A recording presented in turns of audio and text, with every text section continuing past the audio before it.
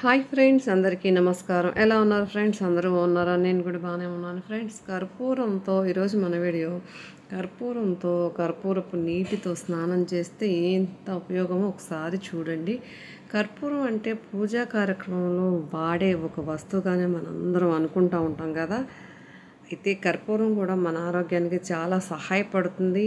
అది ఎలా అంటే కర్పూరంలో యాంటీ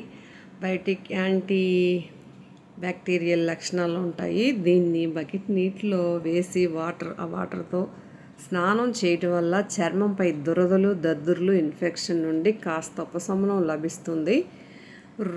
కొద్ది రోజుల్లోనే చర్మానికి కాంతి పెరుగుతుంది. దీనికోసం బకెట్లో 2-3 కర్పూరపు బిళ్ళలు వేసి 10 నిమిషాలు ఉంచాలి. ఆ తర్వాత ఆ నీటిని స్నానం చేస్తే మంచిది. అలాగే కర్పూరం వాసన మనలో అలసటను, ఒత్తిడిని తగ్గిస్తుంది. అలాగే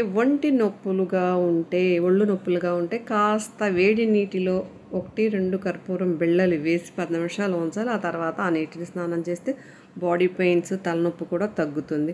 వేసవి చెమట, దురదలు, మంట సమస్య వేధిస్తే కొబ్బరి నూనెలో కర్పూరం కలిపి రాస్తే ఉపశమనం కూడా లభిస్తుంది ఫ్రెండ్స్.